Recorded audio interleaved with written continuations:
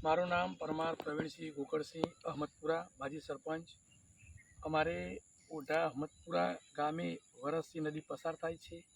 નદી કિનારે 200 વીઘા જેટલી જમીન ખેડૂતોને આવેલી છે, જેમાં ચોમાસાની સિઝનમાં પાકોમાં દિવેલા, સોયાબીન, સૂંઢીઓ, ભીંડા આવું અન્ય વાવેતર કરેલો હતો।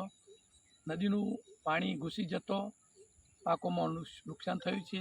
અત્યારે હાલ પણ જમીનમાં ઢીંચણ સામે જેટલું પાણી જોવા મળી રહ્યું છે। અગાઉ મેં તંત્રને જાણ કરી હતી કે વરાસી નદીની અંદર ગોડાબાવળ અને ઊંડી કરવામાં આવે તો અમારી ખેડૂતોની જમીન બચી જાય, અમારી એવી અપેક્ષા છે।